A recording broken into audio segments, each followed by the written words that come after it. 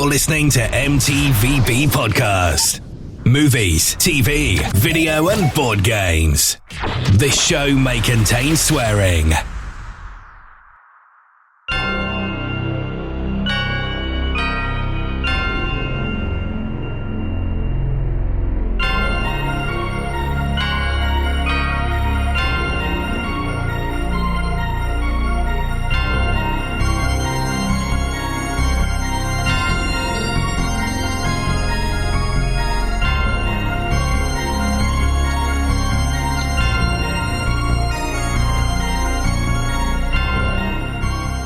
Hello, welcome to a brand new episode of the M.T.V.B.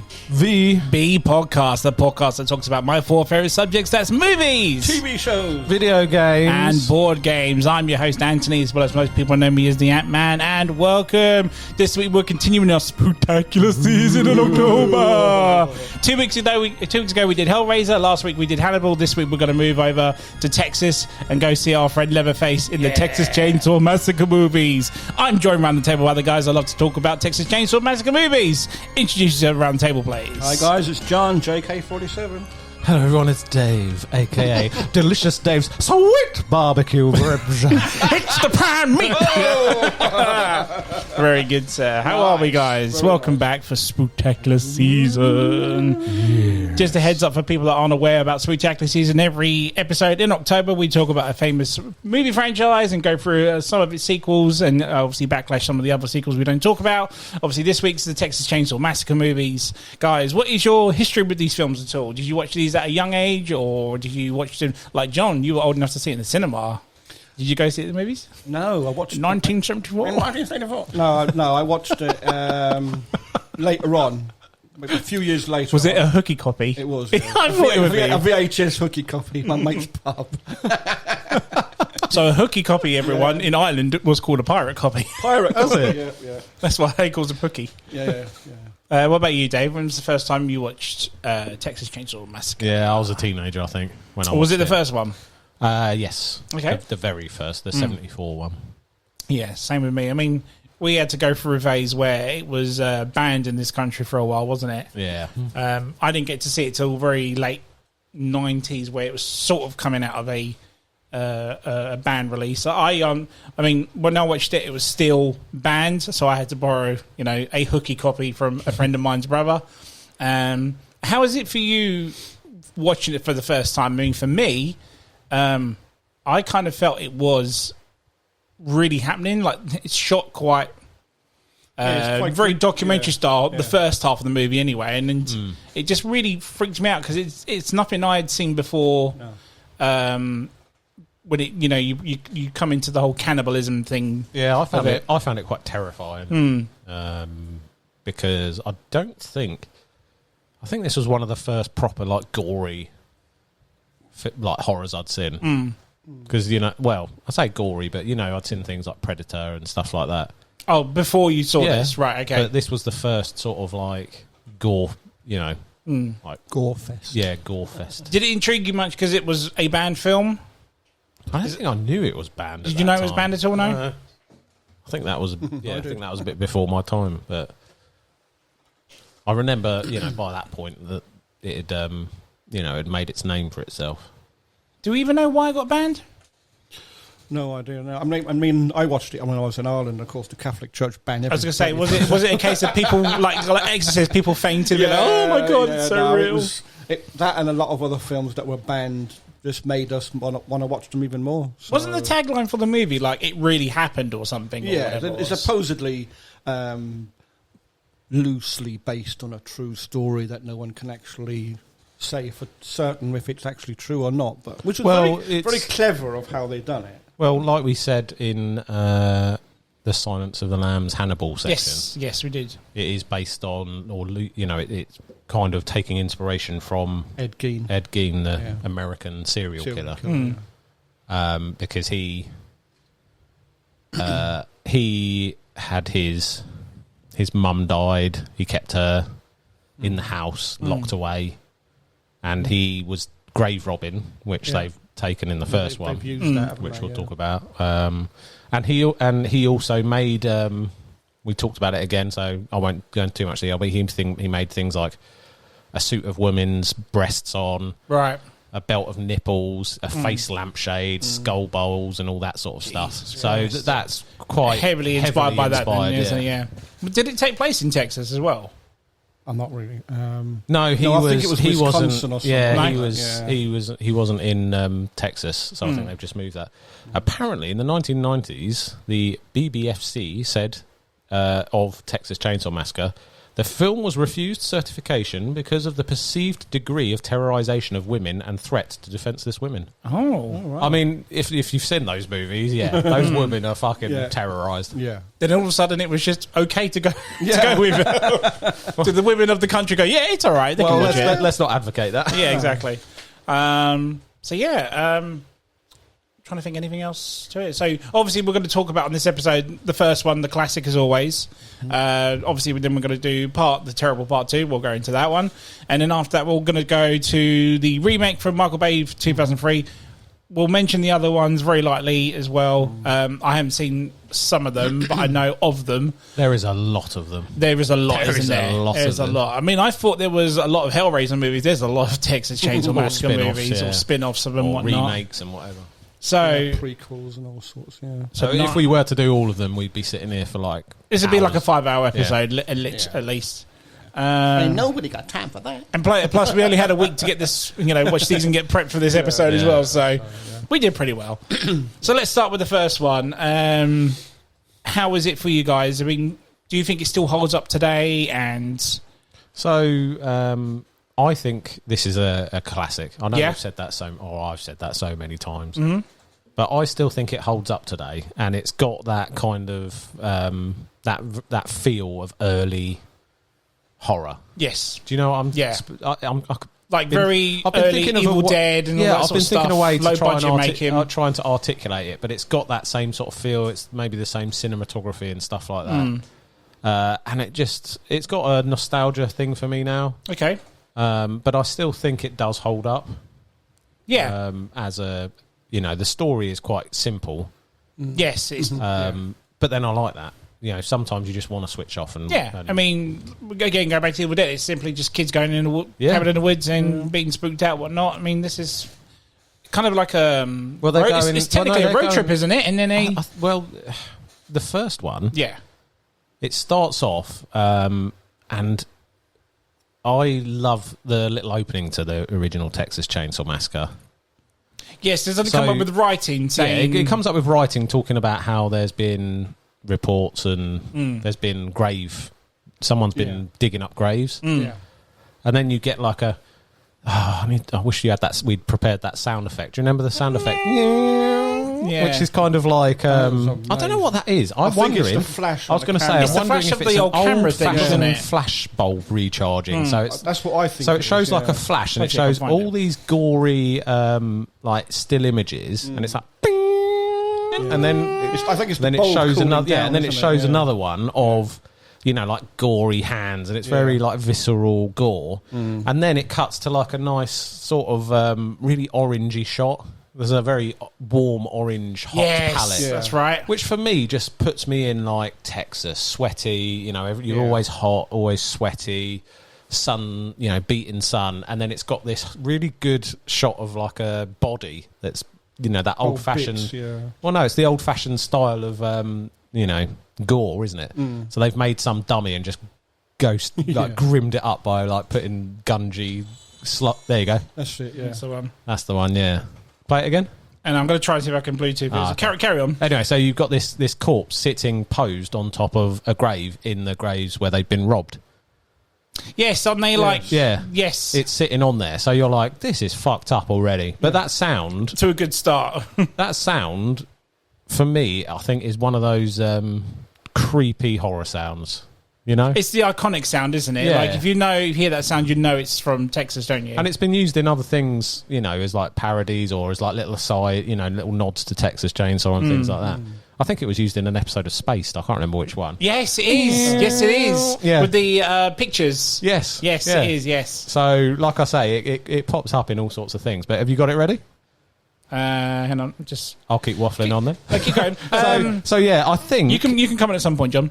But anyway, I just want to say I don't think they're on a road trip to start with, because I think they've gone to that graveyard because their relatives are buried there. They're checking on a grandfather. So they're checking to see whether, because don't you remember they turn up at the graveyard where all the village and town have been turning up. I thought the police were there. Yes, the police are. So she goes up and she's like, "Oh, my family are buried in this graveyard," and he goes, "Go see the sheriff over there," and he's drunk. Remember? He's lying upside down. Do your Texas accent again? Like, go see the sheriff. Go see the sheriff over there, and because obviously they're people. There you go. That's the one. Oh, yeah, sorry, gone. So yeah, they're going to see. I think they've gone to go. And then they're kind of teaming it up with a road trip because they're going back to see the family house, aren't they? Yes. Yeah. Because it's Franklin, isn't it? The guy in the wheelchair, isn't it? His sister's there as well, I think. And they then decide to go. They kind of ignore. They move on very quickly from the my family might have been grave robbed. I was going to say, yeah. But then they sort of go off, don't they? Yeah. Right. John, over to you. I've talked to her. Not that I'm putting you on the spot or anything. No, and that's when the road trip side of the movie comes into it, and then they do the big no and pick up a hitchhiker, don't they? Yeah. Who turns out to be fucking 70s idiots. Why do you ever pick up a hitchhiker? No idea. The thing is that they were debating, should we or shouldn't we? Yeah, they did. For some strange reason, you just see the van pull up and you think, really? And then he gets in and he kind of starts off all right, but he starts getting weirder and weirder, doesn't he? He's like hillbilly. Yeah, hillbilly rock. He's hillbilly roll. He's shady as hell, and he's... Oh, mate, he's shady as fuck from the start. Big time. He's wearing like a weird rabbit skin or some sort of fur pouch, isn't he? Around That's his right, neck. yeah. He's got some weird pictures in it that you can't really see much of. He's got like they've done the whole... He's got like a port wine stain on his face. Yeah. And he's a bit keen, isn't he? They're sitting in the back with him, and you're just like, oh, why have you let this guy in? And even them, they're all sitting there going, why have we let this fucking guy in? They're all creeping out over him because he's like in the back all his own. He starts talking about... stuff he starts talking about working at the meat house and whatnot. Yeah, Blair Meat Company. Yeah, the slaughterhouse. That's it. Because he starts talking about how in the old days, and they used to hit him on the head with a hammer. That's it. Yeah, and that was better. Which comes back later on, doesn't it? Yes. So it's nice foreshadowing, and he preferred that. He doesn't lack the new simple way of bolt gun that stuns him. Yeah. So sometimes you drop them down and they go down in one, and sometimes they start fitting. Sometimes and you're like, 2 or 3 times, wouldn't you? Kick this guy out now. This has gone wrong a bit. That's not the best of conversations to have on a road trip. Let's put it that way. Doesn't he get a knife and start cutting his hands? It's like a razor, isn't it? Yeah. It's one of those butcher. It's barber razor, isn't it? Franklin has a knife. That's it. It's Franklin's, isn't it? No. Franklin has his knife. It's like a... Yeah, he has his own knife. It's like a knife, and he's picking his nails. Dirt out of his nails. That's it. Then the guy's like, oh, that's a good knife. That's good. And then I've got my own one. And he's got, cutthroat razor. It is a razor, yes, because he uses it later on as well. Yes, I thought so. And he starts cutting his hand with it and everything. And good fucking God. It's like, I remember seeing that for the first time, and I was cringing. I can't stand... anyway. Well, no, it's just like... Because, it's shot very... convincing, it's a real thing. Like he was actually cutting himself, and now that's what freaked me out about it. It's so for such a low budget film, it's so well done. It captures what it needs to get. And they're shocked by that as well, because they're like, how could you even? Because Franklin's like, how could you even do that later on, isn't he? He's like, how could you even do that to yourself? Like cutting. He's got his own knife, and he's Franklin himself's a weird character himself, though, isn't he? He's not all there. Let's face it. I think because right at the beginning, before they pick up the hitchhiker, he needs to go for a toilet, and his brother wheels him out of the van, and then he ends up falling down that thing, doesn't he? Because the truck goes by, doesn't it? Yeah. And the slipstream. The slipstream. I don't know why they put that in there. Is that just to show that he's helpless? Probably. I don't know. Anyway, poor guy. But he's not. I think he's. He's like the spare wheel. He's like, he's got two couples for a picnic, isn't he? He's in a horror movie. They'll never kill the guy in the wheelchair. Yeah. No, of course not. Of course not. Yeah. But they end up ditching him out of the van in the end, don't they? And he takes Franklin's picture and then he burns it, doesn't he? That's right, because he's got a camera. That's right, yes, you're right. And he's got other pictures, hasn't he? And he puts some sort of like gunpowder or something on it and sets it on fire. Because that's the last straw, not him cutting himself. No, exactly. Burning pictures. That's right. No, he does the old the street sort of seller thing, doesn't he? He's like, I take a picture. Now there's $5, please. Right, He's like, I didn't ask you to take my picture. I didn't ask you to hand me this rose to my girlfriend. I'm not paying for it. Give it back. But And they've been doing it way back. But he cuts Franklin, didn't he? Yeah, that's right. He cuts him on his arm. On his arm, yeah. And then they kick him out, and he smears some sort of symbol on the side, doesn't he? It's on the back of it, isn't it? Yeah. Because they're then worried. Oh, they're going to. Is he trying to follow us? Yeah, they take the piss out of Franklin, don't they? One of the boyfriends is winding him up, isn't he? Yeah. Saying, I told him where we're staying. He's going to come and get you and all this sort of thing. Oh, yeah. And he hasn't, but he's just winding him up. But then they stop for fuel, don't they, at the gas station? Yeah. And if you've picked...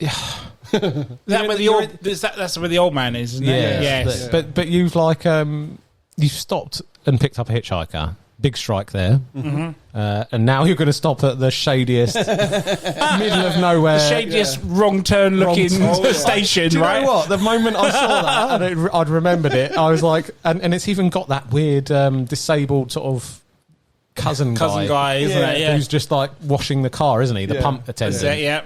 And I was like, this is wrong turn. Yep. Get out of here.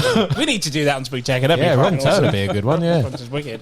Or commentary corner, maybe that'd be pretty cool. But I just they make all the mistakes, and then they go in. There's the owner guy, isn't there?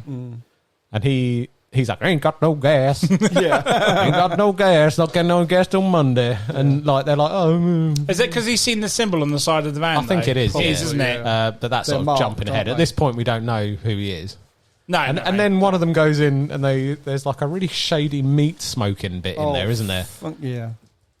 Remember in the because they go in, they go into the service.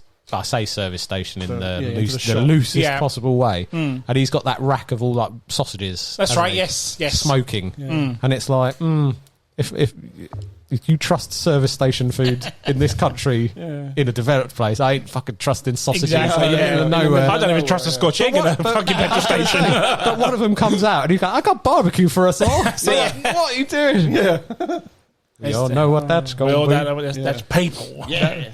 It's a prime meat. Yeah. That's what you said, isn't it? You can't skimp on the meat. No, that's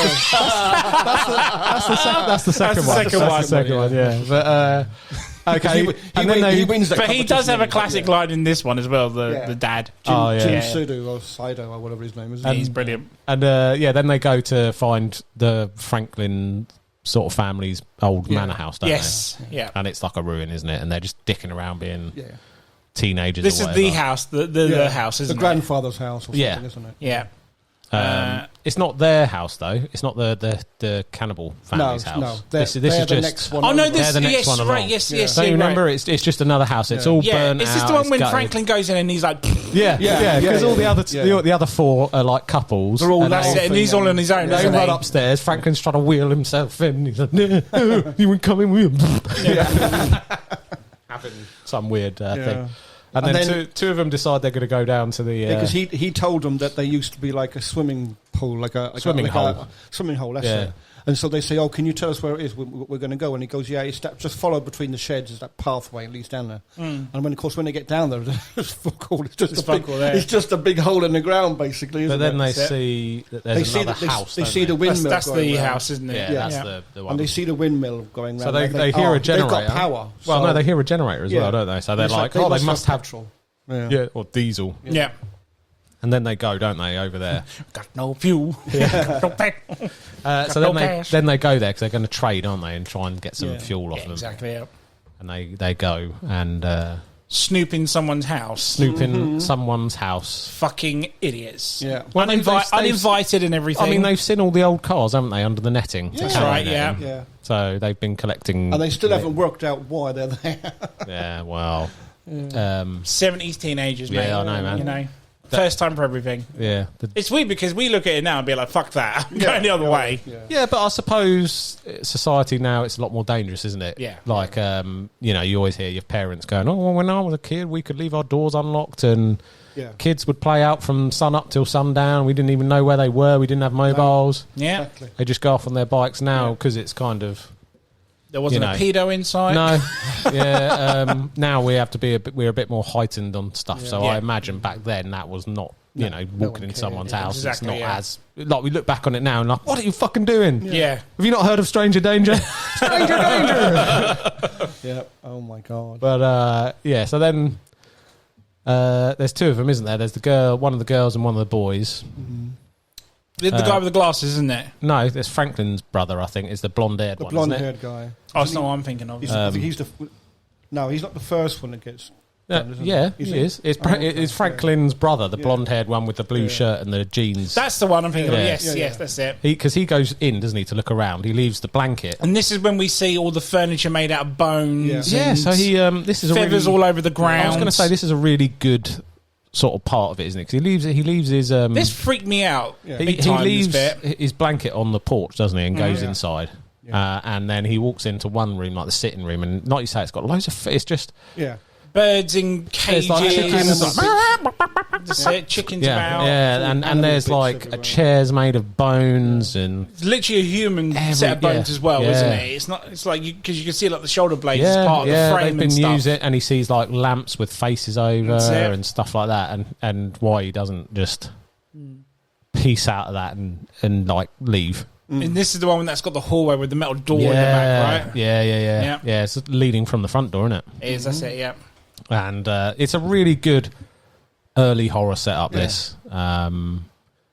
So, yeah, you have the whole reveal, and it's like this. Very, very cool. I'll be honest, because he goes from room to room, doesn't he? He goes from like living room to the kitchen to and there's the table, there's the hooks for hanging meat. My tension built like, every time he went to a different room. Like, something's going to happen now. Shit, this is. Oh, mate, it sends chills down my spine, that does. And then he goes back into the hall, doesn't he? Yeah, and he hears a... pigs, and then suddenly the metal door slams open, doesn't it? Isn't it already open? Oh, yes, it is, because you can see all the antlers on the wall, stags on the wall. Anyway, he comes... There's that metal door all of a sudden is open now, isn't it? And he just comes... And this is when we see Leatherface for the first time, The iconic shot where it pans up, doesn't it? Yeah. And you see Leatherface... Literally just hits him with a sledgehammer, doesn't he? That's it. Blats him in the head. Really quickly, that as well. Yeah, and then he grabs him, drags him straight back in. Yeah. He does the shakes, doesn't he, first? And then he hits him again and does the whole... And then he grabs him, drags him through the metal door, slams it really hard shut. Slams it big time. Yeah. That scene, fucking... When I saw that for the first time, that whole how thing it comes out, just me, fucking hell, man. It's because you don't get a chance to really see what his deal is. You know his face is bad. Yeah. You know, because he's wearing a... But I love how it just comes at you. Like you said, we went from those tension building from other rooms to rooms. And then also, why is that open? Wow. Yeah, like, you expecting him to go in there and have a look round even more. And he's like, nope, pow. Literally a couple of seconds, boom, and then the door slams. That's it. And then the tension drops a little bit more for a little while to the next one. But yeah. And then doesn't he cut him up with the chainsaw after that? Or am I going too far now? I can't remember. There's the woman's looking for him, isn't she? Yeah. Oh yes, because she's on the swing, isn't she? Yeah. And there's that shot where it goes, the camera goes under the swing. Oh, such a good shot. Yeah. That's that was the shot that reminded me this was just still a movie. Yeah. No, that was the tagline for this movie, wasn't it? What's that? Keep telling yourself it's a movie. Oh my God. Something like, I swear it's this movie. It's like, have a look it up anyway. I'll look it up. But yeah, that was the shot that reminded me this was just a movie at the end of the day. Because again, the rest of it is shot very, apart from the comedy parts with Franklin and whatnot, it just feels very real. It felt very real to me the first time watching it. Maybe in the copy that I was watching, the hooky copy I was watching as well. But yeah, I remember a scene where it was, I know what to say. The theatrical release, it goes, who will survive and what will be left of them? Oh, there we go. What was that? I swear he chainsaws him up. Yeah, he does cut. Or is it later on? At one point, he's chainsawing him. No, it's after. Right. Anyway, so the other tagline was what happened is true. Now the motion picture that's just as real. Yeah, there you go. That's what I said at the start. To keep telling yourself it's real, just a movie or something like that. Yeah. So she goes and looks for him, doesn't she? And goes about whatnot. Has a look around as normal. And I can't remember, he chases after her and drags her back in, doesn't he? She actually gets to run out the house, and Leatherface comes out, picks her up and kind of like bear hugs her, if you will, and pulls her back into that room, doesn't he? Puts her on the hook. And then, the famous, why it got so banned, because it's so violent, the meat hook scene, where she hooks him up. And it's not as great as I think it was meant to have delivered. Like, you get hype about, she's got to go on a meat hook and whatnot. It's very... Okay, she's on a meat hook. It's not just like, God, it's gory or anything. I suppose if you think, it's not super gory compared to being carved up by, a chainsaw for example, But you think if you've been hooked on that, Oh yeah, absolutely. That is like under your shoulder blades. Just that whole thing. Oh, absolutely. I mean, and the pain of being on that as well. The situation itself, is fucking horrifying. But I think I was just waiting for something a bit more gory, and you just see her just like holding on the back, going sort of thing. I don't know, because again the movie was banned, so I was waiting for something very gory, very extravagantly gory. To happen. I mean that again goes back to, and that's when he carves him up, isn't it? Yeah, but that goes back to that real serial killer again, Ed Gein. Yeah. They found a body in his like shed or outbuilding, a female body hung up by the feet from gutted with the head cut off, just bleeding, being bled, as in to get rid of all the blood. So Drainer. That's fucking like they do to deer or something, when they... It's depicted, isn't it? Like they do it upside down. Yeah. But no, she had no head. He'd cut her head off already by that point. Yeah. Oh yeah, another thing he had. This is true. He had clitorises. Oh really? Yeah. No, the Ed Gein guy had a fucking collection of dried clitorises. Okay. That is fucked up, isn't it? That is a bit. I know the whole thing is fucked up, but what is this guy like? Oh my god! And he never went to prison. I think he went to just a mental asylum. Doesn't he not know they're better off wet? Hey!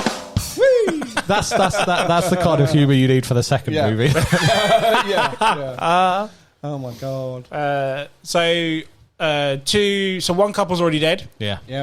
It gets to night time now, doesn't it? Yeah. One of the blokes goes looking, doesn't he? Well, they're both. They both haven't come back, have they? So they're at the car, aren't they? They're honking the horn, and they're like, "We can't leave them." And I think it's like an old 70s van, like a Volkswagen van or something. Yeah, it's the old hippie van. That's the one. Yes. And they're honking the horn, and one of them, I think it's Franklin's, like, "We need to leave, we need to go." And they're actually, because I think he's worried that hitchhiker's going to come back. Yes, that's right. He's still scared about him, isn't he? And she's like, "No, I'm going to go." And she wants to take the torch and that, and they go looking, don't they? Yeah, but the other guy's gone at that stage. Yeah, he'd gone. I think he was looking for him. He was looking for him, and he hears a noise in a. It goes like you said, like the first guy. He ends up going through the rooms. And he ends up in some room and there's a chest freezer. Oh yes. And when he opens the chest freezer, she pops up, and she goes, "Aah!" And literally as she pops up, you just see this thing swing and hit him in the head. And he gets sledgehammered again. Yeah. And then it gets to the bit where Franklin and his sister, because it's his sister. Because now it gets to night time and they're panicking. Yeah. Thinking, where the fuck are these other three? Yeah, the other three gone. Why haven't they come back? Let's go one at a time into the murder house, so that we give them a fair shot. Then they're arguing, aren't they? And she wants the torch. She wants the torch, and he won't give it to her. Yeah, because he doesn't want to go, does he? He doesn't want to go and search. Yeah, I don't fucking blame him either. And he's in a wheelchair, dude. Exactly. Yeah. But don't worry, the guy in the wheelchair never dies. Explain what happens next, please. No. Come on. Well, obviously, old Leatherface comes out and pretty much cuts him up, really, doesn't he? Yeah. Isn't it the part where they're in the bushes and he pops up? Yeah. And that's when he gets Frank, doesn't he? Or Franklin, isn't it? Yeah. He's cutting through the bushes, chasing us. Do you know what? I was convinced. Later. That's a bit later. Oh, was it? Oh, okay. I was convinced that guy would not die. I was in that too. movie. Yeah. But I love how it's just no, fuck you. This is happening. It's like that Evil Dead movie when you think, there's kids involved in this, they're not going to die. No, they did. I must admit, I did like that film. That was really good. Let's get back. Yeah. So that's 3 out of 5 gone. Yeah. No, that's 4 out of 5. Franklin they're all gone now, isn't it? Franklin is 4. So there's only the woman left now, isn't it? Franklin's sister. Yeah. And that's when I think she goes into the house, doesn't she? Or she runs. This is where we have the big long chase scene, isn't it? We've got the chase. Yeah. Leatherface literally runs off. Does he grab her at one point? Doesn't she end up in the house? No, she tries to get in the house and the door's locked. Or is he wearing the face of someone? She does get in the house because he cuts it down, doesn't he? He cuts the door down. Yeah, right. He does cut and the door I down. remember in this because they obviously were really proud of this shot. She jumps out of a window, didn't she, to escape him? That's right. Yeah. So she smashes full length shot, smashing through the window. Were they going to feed her to the or get the grandfather? No, not yet. Yes, because she goes upstairs and sees Granddad though. Yeah. And you think he's dead again, at that point. fucking freaked me out as well. That's a good. Do you know what? I was watching that back because they do the same thing in the second one. But obviously it's later. More comedic, And I was like, I preferred the effect on the first one. Yes, definitely. Like scarier. It's scarier. I thought it was a dummy at first. I thought it was like a full latex dummy upstairs. Yeah. And then obviously she jumps out of a window. Then they have the long chase scene with that. And it's literally just him running after her for like 10 minutes, if that. Carving down through things. And she is screaming the whole fucking time. Yeah. The whole time she's like... So I understand that it's banned for terrorising women because that is... bit gratuitous at that point. And killing disabled people. Yeah. Oh, no, they obviously weren't too bothered. Anyway. Too bothered about that. She escapes, doesn't she? Well, she's being chased and she then gets to that service station, gas stop, doesn't she? Yes, that's where Dad is, isn't he? And the father guy, and he's like, don't worry, you're okay. And he's like, he won't come in here. He won't come in here. And he's like rubbing her hair, and you're like... And even when I first watched this, I was like, this is not right. Come on. Because he left the door open, and I thought... Well, she's like, he's going to come, he's going to get you. And, you know, and he was just... He's creepy. He's creepy. But it's like... It's very threatening. She's saying to him, there's a guy... Basically, there's a guy chasing me, and he's trying to kill me. And yet, he goes out and leaves the door open. I thought... Yes, and he goes to get the van, doesn't he? He goes to get the van. And like you say, he backs up the truck, and he's basically saying to, come on, we'll get in the truck, and I'll take you. And that's when she starts realising, hang on a minute, it's not right. Because she's like... You need to ring the police, and he's like, oh, "We ain't got a phone here." Yeah. Yes, and then the phone rings, isn't it? Oh yes, that's it. Yeah, I thought you said you didn't have a phone. But then basically you know what's going to happen. That guy's working with him. Yeah. It's pretty much and he picks her up and like puts her in the footwell, doesn't he? He ties her up, puts her in the footwell of the van. I couldn't remember if he knocked her out or not. No, because she's kicking and screaming, and he's like driving, going whacking her in the footwell that's with right. the stick. Yes, that guy, oh god, that chick has some bad luck at this. Like, because and then that's when we get the really good end scene where.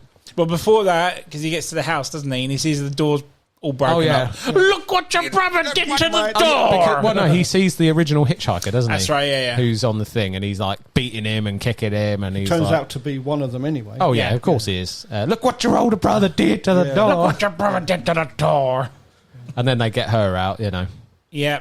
And, drag her inside. And then we've got the iconic look of Leatherface. He's like changed his face now and he's put makeup on it. It's like way more eerie than the normal Leatherface mask he has. He's almost being like Mother, apparently isn't he? Apparently he had 3 masks. He has his own one, he has one for the mum, and then he has the mother's one with all the lipstick, which was when they have guests. You meant to say, did you know? Oh, well, I got another one for later on, but yeah. Yeah, so he's all dressed up, isn't he, and put makeup on his face mask. Because he's cook, isn't he? Yeah. Yeah. He's the cook, that's right. Isn't he? So he's like cooking up all the stuff. Or is the dad cook? I can't remember. Anyway. And then she comes around chained up to the table, doesn't she? Mm-hmm. She's like the head of the table, isn't she? Yeah, she's in a horrible chair. There's like all arms tied up with bone arms, wrists, and like feet and shoulder blades, and the whole table set up like a Thanksgiving feast, isn't it? But I like how Goldgate Grande. I like how it's shot from her perspective. Sometimes, like she looks and sees them, sees the table. Which does it remind you of a certain video game? Oh, of course, Resident Evil 7. There we go. And again, I think that's very influenced by this. By this movie, 100%. Hell yeah. Because she's forced to sort of come down and have dinner with them, isn't she? And they go, go get Grandad. Go get Grandpa. Go get Grandpa. The two of them go upstairs and carry this, what you think is a corpse. Yeah, in a chair. Oh, yes, you're right. Down, yes. And put him down, and then you're like, then you see this. They get like a sausage or something, isn't it? No. They cut her finger first. They cut one of her fingers. This scene creeped me out when I saw this the first time. Scared the shit out of me. Where they literally cut her finger in his mouth and he starts sucking on her blood. And I was like, I thought he was dead. I thought he was dead. And there's a really grim sound effect over it, which is kind of like. It's really overused as well. And I'm like, oh my god, creepy as fucking chills down my spine. But such a good part. But the whole way through it, they're this the weirdest fucking dysfunctional family, and the whole way through it, they're going like, Grandpa was the best killer in the meat house, in the slaughterhouse. They used to call him one hit Grand, or whatever his name. One hit Granddad or something. Something, because he used to be able to kill in one shot, and he killed, which refers to what the hitchhiker was saying about how they used to hit them first, wasn't it? And they say something. I can't remember what the record was, but he was able to kill 61 in 5 minutes, and that was only slowed down because it took the meat men so long to drag the bodies out, the carcasses out, or something. They're really proud of this. Of Gramps, and that's when we get to the bit where they try and do it to her. So they get this fucking metal tub out, and it's like a bucket, isn't it? To catch the blood. Yes, that's right. So they're going to smash her. They're going to kill her. Bath, isn't it? Hit her, Grandpa! Hit her! And you have a really he can't even hold the he can barely hold the mallet itself, isn't it? Or whatever dropping it. Yeah. And he's, come on, Grandpa! Come on, Grandpa! Come on, Grandpa! Hit her, Grandpa! Hit her! How does she get out of that? I can't remember. I watched it like a few days ago, but she just gets out, doesn't she? Yeah. Because they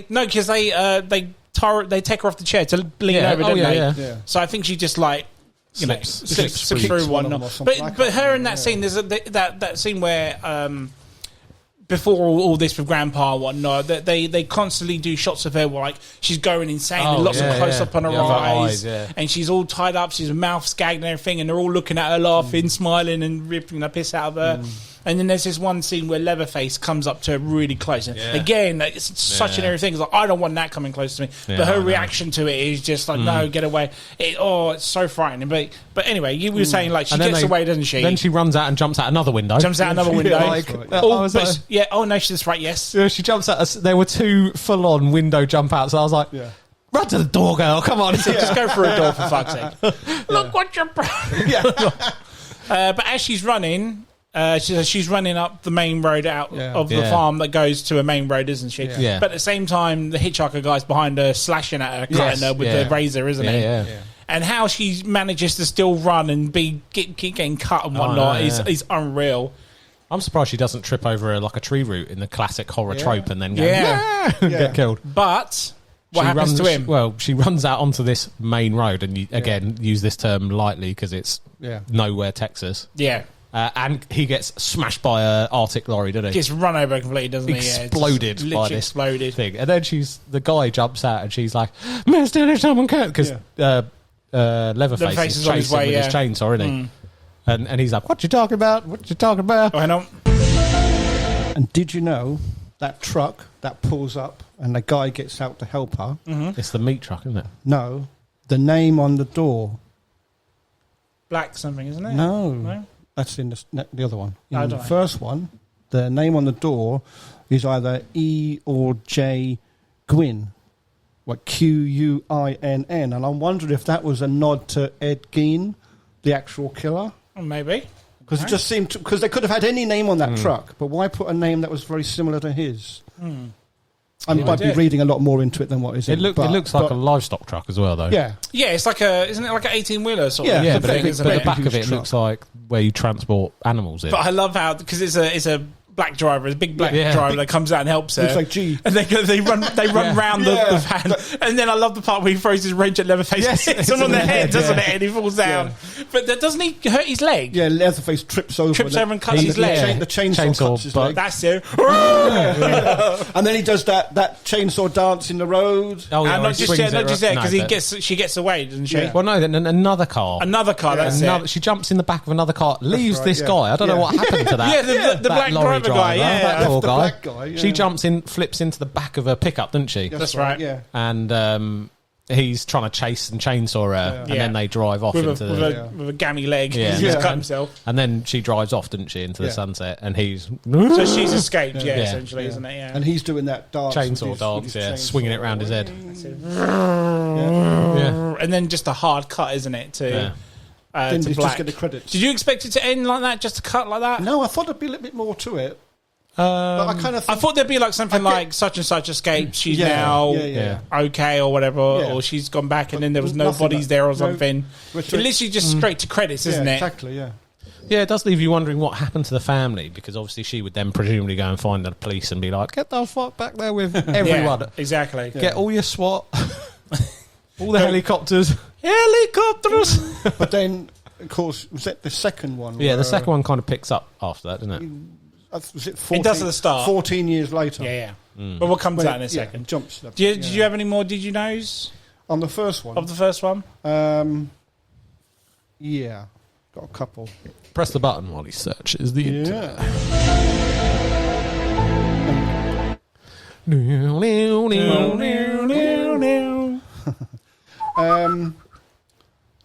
I love these dead moments. Oh, yeah, there you go. I love these dead moments where we just sit in silence and wait for John to search something on the internet. To scroll through Google. Right, the first film, right, he made for about $100,000. And he shot it in... $100,000. Nothing now, is it? Right? Yeah. The budget was, they reckon, $80,000 to $140,000. And they reckon he spent about 100 and something. And it box office was 31 million. Jesus. So talk about a huge payday. But he did, apparently he says he shot for long hours. He got 7 days a week because he was time constrained because, of course, he didn't, not a lot of money went into making it. Toby Hooper, the director, is what you're referring to, yeah. Yeah. But yeah, that's it's quite thingy. And then what else? What was the other one? Where is it? Just have that button ready. I've got some for the second one, so we'll move on to that. Okay, so we'll move on to Texas Chainsaw Part 2. A major gap between movies in this one, isn't it? So 74 was the original. We're now all the way over to 1986 for Part 2 now. I don't know what the reason was. Did he not want to do one sooner or something? Or don't know. But most horror movies that have such a big success like that, for example, I mean, look at the Freddy Kruegers, for example. Yeah. Usually have a sequel the next year or two or so. But I don't know why the actual reason for this. But anyway, what the fuck is this movie? This is a complete turn from Part 1, right? I remember... I think I read something whilst I was watching this which said they wanted to lean into the black comedy a bit more on this one. A bit? Fucking hell, this is... American black comedy slasher film. Yeah. Seriously. So we've gone a bit into the silly horror, Yeah, this is... Like I say, this is... I think only one person returns from the first one into this one, which is the dad, isn't it? Yeah. Dad. Well, and Leatherface. Yeah, but he's not the Leatherface. It's not Gunnar Hansen again, is it? It's a different guy playing him, sort of thing. But anyway, Texas Chainsaw Part 2. Obviously, we have a sort of flashback from the first one. It's like the same with the text at the beginning, isn't it? That was quite good, actually. And then we come across these two random fucks driving around just shooting signs, ringing up the radio stations, which for some reason can't hang up on them. They have to wait for them to get hung up on them. I don't understand. That's not how telephones work. Doesn't make sense. What's she called? Stretch. That's it. She's the radio host, isn't she? So they're ringing up this radio host, like going complete mad, like, woohoo, run away to a party, and then we'll start shooting things up at the same time. Yeah. Complete and utter nutters. They must have been off their pickle or something. I'm telling you now, it's ridiculous. Don't they play chicken with a pickup? Don't they? Yeah. Yes, they do. Yeah. And they run it off the road. And bad luck, guys. Because that was the pickup that catches up with them later, isn't it? Then it's waiting for them, isn't it? On the bridge. They get to a bridge, don't they? And he's in them, and he's parked at the side of the road waiting for them. I mean, let's just stop for a sec. So when you started watching this film and you come across this scene with this crazy duo as well as the radio station, all that, did you sort of get a hint that it wasn't going to be like the first one? Not by that point, I don't think. No? I think because I only watched this one recently. Yeah. Have you seen Part 2 beforehand? I hadn't seen Part 2 beforehand. Right, okay. So I hadn't seen Part 2. So I was watching this with knowledge of all the other ones that I'd watched, and this reminded me of the new Netflix remake. Okay. And I was kind of like, this is maybe what they were taking that on, where you want them to get fucking chopped up. Right. By Leatherface. Okay. Because they're such idiots. So maybe they're playing into that kind of feeling, like... Because they're such arseholes. I wasn't sure if you'd seen this before doing this episode. I didn't even know this one existed. It's really hard to find. Yeah. It's a real struggle to get. You can't buy it for a lot. Like I said to you, say Arrow did release this a while ago, but again, it's quite. It didn't do very well. I don't know why people would want it because it's a piece of shit of a movie. Yeah. But anyway, the two guys get to the bridge, don't they? And they come across the car or the van. They ran off the road. The pickup is blocking the road. It's blocking the road now, isn't it? Yeah. But for some reason, they're still on the radio station as well. By the way, doing prank calls and whatnot. Yeah. But for some reason, the radio station can't hang up on them. That's very odd. Strange. I think it's just a vessel because they wanted to have it on tape. They have to have the only way they could. It's like the only way they could do this. Do that, yeah. So obviously the car starts to like come aside with them and drive down with them. It's reversing whilst they're going forward, and all of a sudden we get this dead body puppet looking thing coming up on the side. It's like, what the fuck is this? Yeah. It looked like a scarecrow at first. That's it, and all of a sudden it wheels out a chainsaw. Yeah, it starts revving it. Goes, oh, here we go, and whatnot. But one of the guys in the car. One of the guys like, shoot him! And so he shoots him and shoots the puppet's head, and you can tell, oh, there's Leatherface's head behind him now. And you're like, oh shit. That ties back to them digging up the bodies though from the first one. And exactly. And then we get obviously the chainsaw is cutting away on their vehicle as they're still driving and whatnot. But that was quite a good shot where you through. Don't see him cut the guy's head. That's right. But Rick, like the other guy, the guy with the funny glasses, it's talking to him, and then he starts. Then he realizes because the driver is like holding his head, and you're like, what? And then you start to see, oh shit, and that part of his head just slides off. Right. It's like, oh my god. So, and of course, like all this is on the tape because they're still being recorded. Being recorded on the radio station, aren't they? Yeah. With JD and Stretch. Yeah. LG and Stretch. And then doesn't it crash afterwards? Yeah, it crashes into another bridge or whatever. That's it, yeah. And of course, all that is on the tape. And then obviously we go to the next scene where we get Dennis introduced to Dennis Hopper. Lefty. For some weird fucking reason, he's been casted into this. And also, what the fuck is this character? Yeah, he's the uncle of the girl who survived. Yeah. So see, I didn't know that. Did you not know that? No, I didn't know that. I thought he was. He's the uncle of He Sally mentions he's a Franklin. lieutenant from a different state. He's retired. That's why he's come down because he's like 14 years ago. My niece and all my kids were kids were massacred by with chainsaws. And he's obviously hearing about chainsaw murders happening. So he's thinking, hang on, here we go. He's out. This is the revenge story, but he goes about it the weirdest fucking way. This guy. Oh my god, doesn't he? Yeah, he's the Lord of the Harvest. What is this? This character is he's like found Jesus and all this sort of thing, isn't it? Yeah, because it's really weird. Because this scene, he's like, I'm going to be investigating this one, and put it in the paper so people can know about it. Literally, the next scene, Stretch has found where he lives or is living, and then he starts like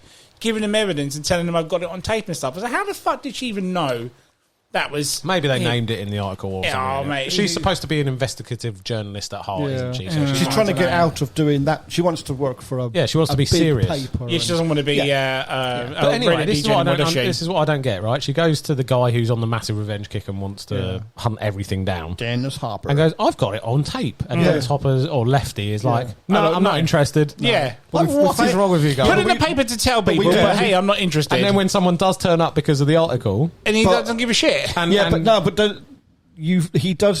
You do find out why he turned her down. Yes, I know why, because he's like setting her up. He set her up, but we don't know that. And it's like Dave said, I was watching that, I'm thinking, right, so she's recorded it all, and you're not interested. But it's not done. What? It's not done really well, though. Is it? It's just like it's very weirdly like. Yeah, he kind of tells her to go away and leave him alone, and I'm not interested in the tape. And you're thinking, but I thought you were. That was kind of weird, really. Was this before? Then there's the bit where he's in the chainsaw shop. This is afterwards. It's literally afterwards. After that, he goes to a chainsaw shop. That's fucking weird as well. well. I just say, he doesn't say anything, does he? Where do you have a fucking chainsaw shop? What? Like that just happened. I thought he's going to the chainsaw shop to go like, right, okay, so can I I thought it was a DIY shop, and then there's the chainsaw section. No, it's a legit chainsaw shop. But then he goes in. I thought maybe he's going to ask her out, do the detective thing, and be like, right, any customers, anyone that stands out, anyone been buying chainsaws recently? No, he goes in and starts waving the chainsaws around. Also. Did you know that in that chainsaw shop is the same model from the original Texas Chainsaw Massacre?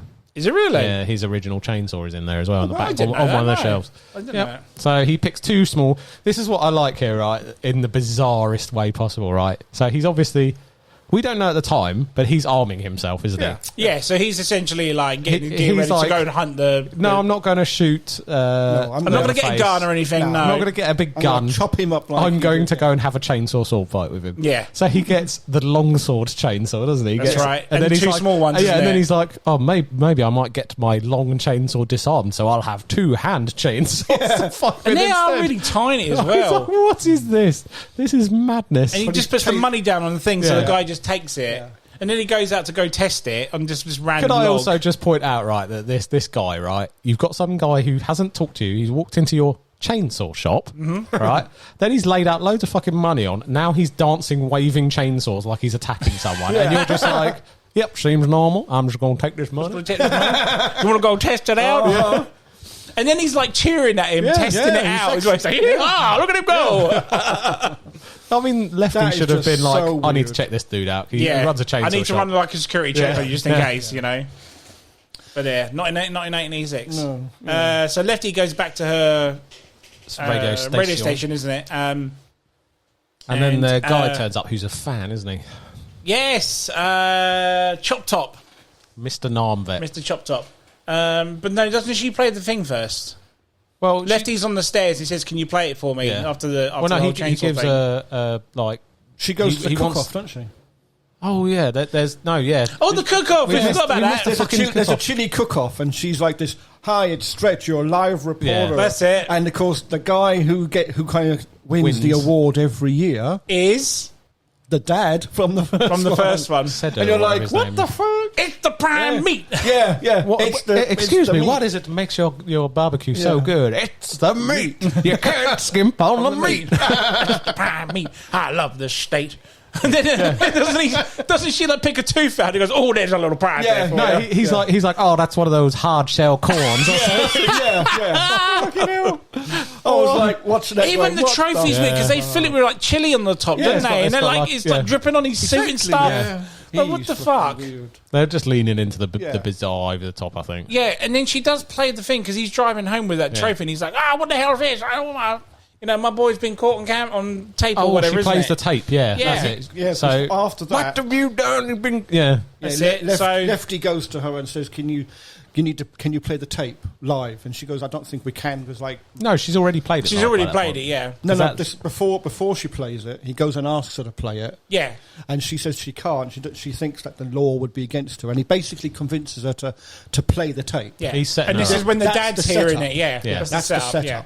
And then you see the dad, like I say, the dad driving home from winning his award. This is it. And he gets a call on his phone in what looks like a motor car. A phone in the truck, Yeah, an old phone. Yeah. And they're basically, it's one of the sons or whatever telling him, Chop Top, have you heard this on the radio? And then he starts going mad. But he's driving around like a mobile food stand. That's it. Like a mobile barbecue thing, isn't it? Yeah. So that's creepy. They should have gone into that a bit more. Because he's obviously selling people in it. See, but you're going back to when we meet Chop Top. That's when it's like middle of the night now, isn't it? And she goes into like a waiting room, isn't it, in their station, and he's there. And he acts like he's a fan, a big fan, the biggest fan. But it's the creepiest. Me and my brother, we listen to it every night. And he's scratching himself with a coat hanger. He's played by Bill Moseley. He is one of my favourite horror actors ever. He is so fucking good as an actor. Like, I think he shines in Devil's Rejects, man. He is so good in that. And House of 1,000 Corpses. I think awesome. He did a. The reason he was in it is because I don't know if it was him, but I think the reason he was in it is because he'd done a parody short of the original Texas Chainsaw Massacre. Maybe, I don't know. And they liked it so much that the director kept a part for him. In when he did the new one. Yeah, because he's essentially a new character, isn't he? He wasn't in the family in the first one. But I liked how he does this thing because he's got a metal plate in his head. But you don't see that to start with. Not to start with, but he's scratching his head with like a hot... He's burning like a hot... The pointy end of a coat hanger, isn't it? And he's scratching himself with it, and he's got bits of his head that's doing it, and he's eating it at the same time. But his character, man, he's like frigging... He's done that very... He's worse. I think he's worse than the Hitchhiker guy, personally. Yeah. He's like... He's just not there. But that's cause, and obviously he does the job well. He freaks her out, doesn't he? And sorry, John, go. But did you know why he wasn't in the first film? No. Tobe Hooper basically already had this character made up. Okay. But he'd gone to Vietnam. So while the first film went on, Chop Top was in Vietnam, which is where he got the injury. Yeah. Oh, okay, Yeah, that's pretty genius. No, because he does throw. I knew he was a Vietnam vet because he makes the dad references. finds He makes references, doesn't isn't he? Later Yes, you're on. right. But yeah. I didn't realise that why. That's why he wasn't in the Hooper film. apparently had his character already written in, but decided, do you know what? I'm going to have him in Vietnam while this one goes on. Because he says something about how he I thought it likes was being quite in clever, Vietnam. actually. Chop Yes, Top. he does. Yeah. Because he references like he's like sort of thing. Yeah. But she's obviously convincing him to leave and stay. EXRT. That's exit. Exit, and he does it, and it's building that tension up. Yeah. And I'm not being funny, considering how shit this film is. There is a really good jump. There's a really good jump scare in this part where Leatherface just comes out the fucking nowhere like another office from there or something. Because Claptrap, I nearly said. Chop Top says to her, "What's in here?" And she goes, "Oh, that's the vault where we keep the records." And literally, right. Leatherface bursts out. Yeah. That is just... I did not expect that at all. This is probably one of my worst incarnations of Leatherface. Yeah. Because he does this thing where you can't see it, folks, because he does this dance he where he does does a dance. this. Yeah. He does a dance yeah. where he shakes his hands over his head and he does a little thing with it. And he does this a lot in this movie. Yeah. He does it like 3 times just I in think this it's a one nod scene. to what the dance you did at the end of the first one with the chainsaw. But he's chasing her. He's chasing straight. She gets into a room where he can't get to, and it's he's trying to get her out. And he's doing the dance with getting outside the door. Whatnot. Then he busts through the wall. Then he just busts through the wall anyway. Yeah. He can't get in the door, so he found another way in. And this is where we get the weird romance. You talking about screaming all this time? Oh, yeah, Stretch does it yeah. a shit ton, mate. Come on. Yeah. But Well, again, doesn't it's he that dry era, hump with her now? With the chainsaw. Yeah, so this is where we get the weird relationship. chainsaw. Yeah. And this did not need to be in this fucking No, movie. he didn't. This is just odd. Well, she's like sitting on something with her legs open in her little short. Her legs are all wet, aren't they? It's like a cooler, isn't it? Some sort. Yeah, with ice cubes and beer. And he's got his in big chainsaw, and it's obviously supposed to be... He's got his little tongue out. But she remembers what Lefty said to her, where he said they thrive on fear. Thrive on fear, isn't it? Yeah. So she decides, right, well, if I can't show him that I'm afraid of him, maybe I can slow him down. And so she sort of not coming onto him, but she's not exactly stopping him either. They're sort of trying to tap into that whole stabbing is a kind of an analogy for a sex, it's like an impotence, so you want to physically penetrate with. So he kind of does that with his chainsaw, doesn't he? Yeah. Like starts poking her with it, not running. That's it. In the crotch. I was like, this is really awkward. Yeah. This is so awkward. And of course, the tension runs it up her thigh, and I was like, how did she do that? And then he's humping her at one point. Doesn't LD pop up? Yeah, well, he went to get coffees. That's right. And when he comes back, he sees the pickup truck and wonders, what the fuck's the pickup truck? And the place is smashed up. Yeah. I think this is before that bit, because they haven't... Yeah, that is, sorry, because Chop Top beats him up, doesn't he? And keeps like... But he proper... Leatherface is in the what, room with her while LG turns up. Yeah, and then Chop Top and LG end up... Yeah, that's when he's bashing against his head, and he's constantly like proper shaking and everything. And then Leatherface comes back down the stars, and Chop Top says to him, "Have you killed her?" That's it. He lets her go, doesn't he? He just nods. That's it. So then they take out LG, and they drag him out to the car, and away they go with him. And she follows, doesn't she? Of course she does, like a typical woman. Yeah. Like, I've literally just been dry humped by a chainsaw. Let's go follow the guy that did that to me. Let's go follow them and see what they're doing. As you do. Yeah. She's a hardcore investigative journalist. She wants to fight. So, my God. We've gone from a house out in Texas to like an old abandoned theme park. It's the Alamo fighting theme park. That's it. That's and it's the signs that they were shooting at the beginning. That's right at the beginning, wasn't it? Yeah. So it's an abandoned theme park, which is the weirdest fucking... Which she follows them to, and then she gets chased, but it turns out it's Lefty. Yeah, in cars. Then she falls through the floor, and Lefty tries to pull her out with an arm. With like a dead arm. Yeah, but he doesn't know what it is. He just picks up something, doesn't he? And I don't know. I think he might. Well, because you see him look at it and then he chucks it away. Oh, that's true. He realises what it was. Yeah. I think he probably thought it was a stick or something. And then she sort of falls all the way down. Yeah. Into the tunnels. Yeah. Eventually gets captured by... she goes into the lair, doesn't she? Yeah, Leatherface. Like the larder. Yeah, she goes inside. Yeah, it's like a locker thing, isn't it? And where she finds... And they've cut up LG's face. No, you see Leatherface cut up. She's hiding. Yeah. You see... And he's cut his face off, hasn't he? And he's wearing it. And then he puts it on at one... Yeah, and then she knocks over... Classic. She knocks over some metal hooks. Little throwback to the meat hooks. Yeah. Also, when he puts the face on and he turns to look at her... LG. Is a nod to in the first film... when Leatherface at one point is chasing her and he turns around to look and she sees their boyfriend's face. That's in 2003's one. Yeah. Oh, was it? I thought it was in the first one. No, it's in 2003. Yeah. So anyway, he then sees her in the corner and he's like, and he puts he puts LG's face on her. That's right. And then starts kissing her, doesn't he? That's it. Yeah. Oh, which is creepy. Yeah. And he's trying to get her to be quiet. And then not she's take like, the face off don't say anything. It's like you're my little pet. Yeah. He ties her up, doesn't he? Yeah. And then goes out to go and do stuff because the father comes in. Yeah. And what's Dennis Hopper doing at this time? I don't know what the fuck this guy is doing. He's going to bring the house down on them. So he's bring it all down. So he's deciding he hasn't gone into rescue. He's just running around chainsawing beams. So he's basically chainsawing any wooden beam to take the whole place down. Yeah. Right. And I don't know how big this park is or how many floors down they are. I mean, but I would hear someone chainsawing a place coming apart. This guy's got the worst revenge plot. He does it for ages, and they don't hear a thing. It's all those crazy. little tunnels, you would have heard that a mile away. But also, what is that plan? Yeah, exactly. Just get a gun. He go down with a gun, save the girl, and shoot them. Yeah. He didn't call out for her. But anyway, she gets caught in the end, doesn't she? Well, no, not yet, because LG wakes up. That's right. Yes, without a fucking face. How do you survive that and wake up without a face? How many times did he get battered around the head? Yes, exactly. He'd be dead. He wakes up without a face, then cuts her free, and then dies. That's right. It's like, what is this? That's right. Is this a Japanese TV show? Because they're the only. That's the only other place where people survive to wake up about hours later after they've been killed.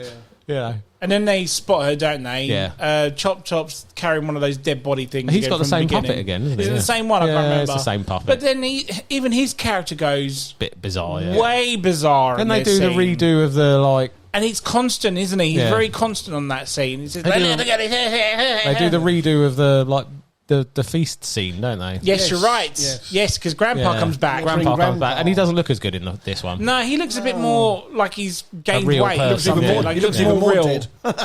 No, he looks more real, and he looks more animated in this one, doesn't he? Like he's...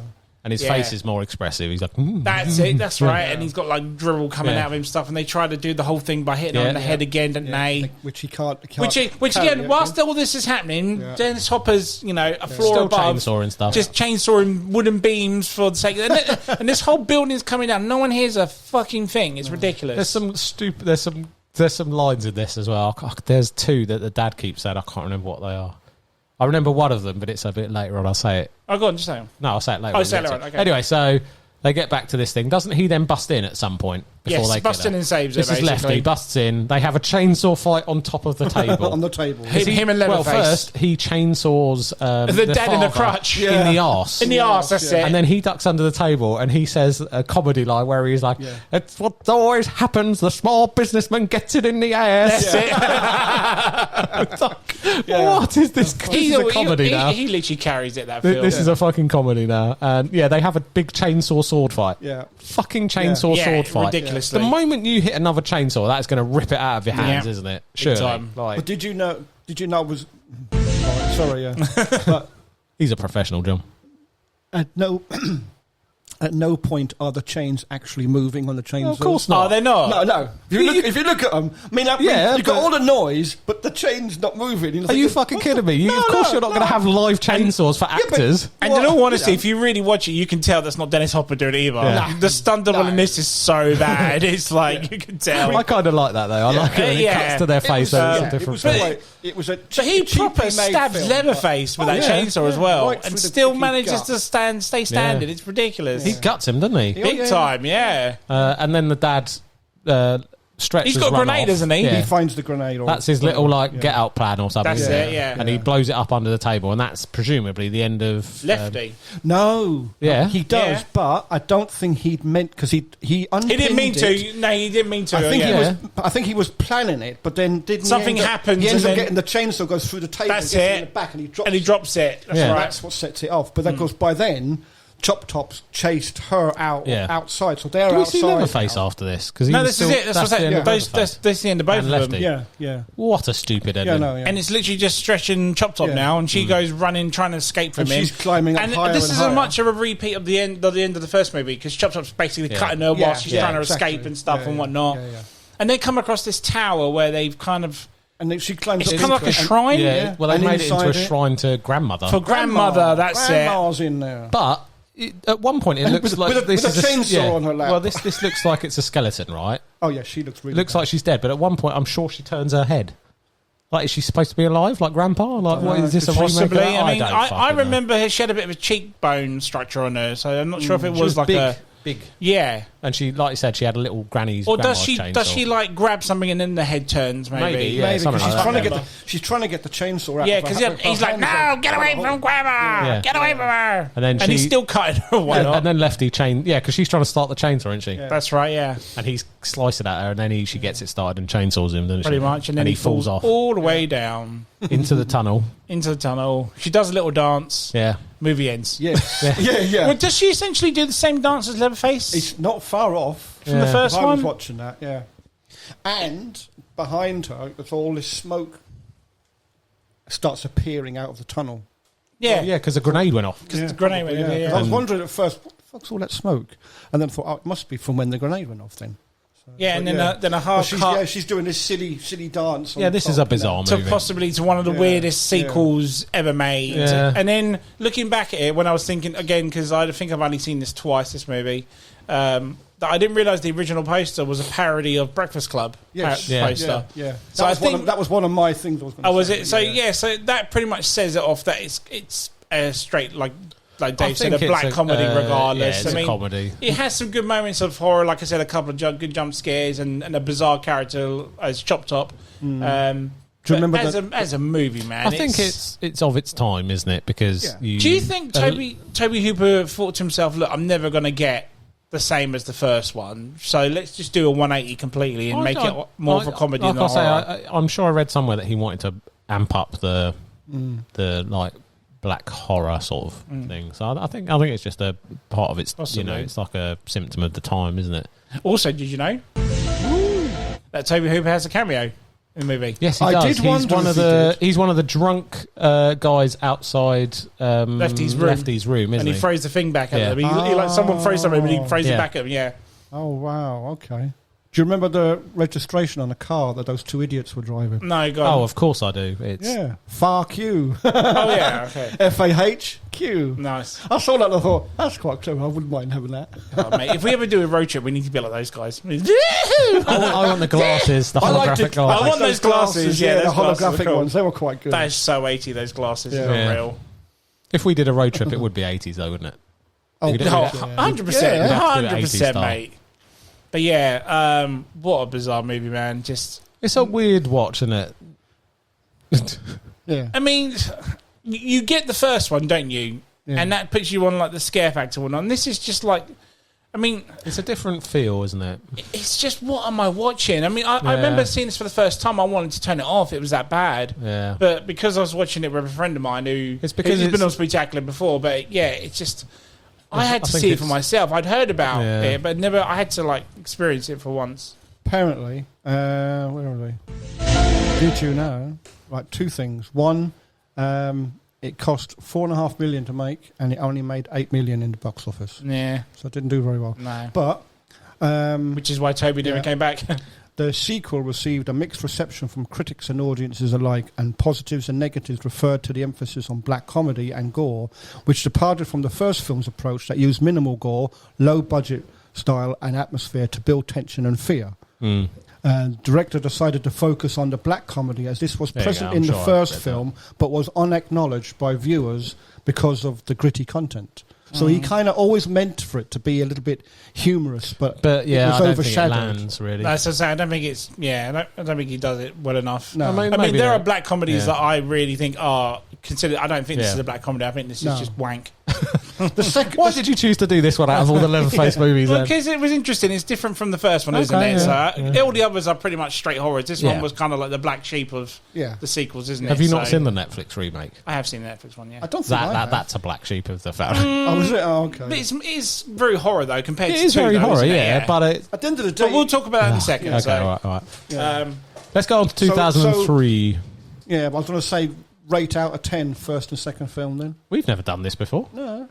I don't do 10s. I do 5s out of 5. fives, okay. So the first one's 5 out of 5, obviously, because it's a cult classic. Okay. This one's a 2. 1. I only do out of 7. Only because of Chop Top, but then Chop Top gets a bit weird at the end, too weird for me at the end. So And I only do out of 17. So the first one is a 15. okay. And the second one is a 2.3. Oh, no. See, I'll do Yeah. out. What's your 10s then? I'll do out of 10, and I reckon the first one's a 6. And the first one's a 6? Yeah, and the second one's a 2. This is why we don't do out of 10, Yeah, I know. John. Come on. Interesting. Okay, out of 5, it's 3. That's better. Yeah. So we'll go through just a quick couple of the sequels. We're going to do the 2003 remake from Michael Bay producing it. But the ones before that was obviously Leatherface Part 3, which in 1990, which had Viggo Mortensen in it. Or Viggo Mortensen. Aragorn, which was apparently so violent they couldn't release the real version of it, so the DVD did a real version of it. And the part was so violent was someone getting their ear shot off. Really? Yep. In Oh a my Texas God. chainsaw with Man, faces being cut off. Pretty much. But they didn't like the ear being shot off. Then we have Return to the Texas Chainsaw Massacre, which stars both Academy Award winners Renée Zellweger and Matthew McConaughey. No, seriously? Yes, it does. Seriously? If you want I to, must have missed that one. If you want to see I Matthew definitely McConaughey's did. best acting, which he should have got the Oscar for, watch this movie. Apart from that, I don't have the time nor the breath to carry on and talk about this movie. Okay, that's good. Then we have the remake. So we had a big 8-year gap for Texas Chainsaw movies. Michael Bay decided to bring out a company called Platinum Dunes, which will be the company that would start remaking horror movies. Texas Chainsaw was the first of the lot to do it. I saw this in the cinema. I think it's a really good remake, to be honest. How about you guys? Have you watched? You've obviously watched it recently for this episode, but did you watch it? Have you seen it before or no? I'd seen it before, but I don't think I saw it in the cinema. No? Okay. No. I've seen another remake which is more faithful to the first one. Okay. I can't remember which one it is though, because I thought this was that one, and then I watched it for this. It was a completely different movie. Yeah. So we get. It's obviously the exact same premise of the first movie. Slightly different though, isn't it? Slightly different, story-wise. Especially the ending. From the beginning's a bit different, isn't it? Is it though? Yeah. I mean, because yes, you're right. So we still get we still have the group of kids. They're basically weed smuggling, aren't they? Well, if you will. they're going, but they don't know. Well, some of them don't know that, and they're basically. going to a concert. That's right. Which I love because it's Leonard Skinner. Exactly. And of course, they pull a hitchhiker. They pick up a hitchhiker. No, they don't pick up a hitchhiker. They find a woman staggering around in the road. Yeah, she's essentially hitchhiking. She ain't hitchhiking. She's a survivor. She's like traumatized. They pull her. They pick her up, and she's like you say, she's pretty much traumatized, and they're all dead. And, and they're like, oh, who's dead? And then she sees them drive past the meat plant. That's it. They drive past the meat factory, whatever it is, and she's like, no, you're going the wrong way. No, stop! And then they're like she's going mental, whatnot. And then all of a sudden, she pulls a gun out of her fanny. And then pretty much blows her own head off. She's convinced that she's not going that way. Do you remember the shot as well? Yes, that is a fantastic shot where the hole through her head goes through. The camera goes through her her head. In her mouth, her head out drops. the back of her head. Yeah, but you see their reaction as well at the same time. It's a fantastic shot. And you can tell this is directed by a guy who did music videos for a living beforehand. Was it? Yeah. Oh. So this was his first feature movie. Marcus Nispel he went to do things like Pathfinder and the remake of Friday the 13th as well. Once again by Michael Bay production company. But anyway, moving on. So they've got a dead girl in the back of their van. They don't know what to do. They're like, do we leave her on the side? Do we hand her into the authorities? Yeah, they're like, we need to... We've got to go. We've got a concert to go to. Let's just drop her on the side. And obviously, Jessica Biel, who's the star of this movie, yeah. she's so fucking fine. In this movie, she's so God. And if you watch it, this is like this is early 2000s look, isn't it? Yeah, early 2003. She's got a crop top on, and she's tied it into a little knot so it shows off her midriff. Do you remember how much midriff women showed in the early 2000s? Yes, it is. Yeah, little jeans with a low waist. All she needed was a tramp stamp. Yeah, that would have been the early 2000s down. But anyway, Jessica Biel, she pretty much like says, "No, we've got to do this. We've got to do the." She deserves. She deserves to be, put away, given in whatnot.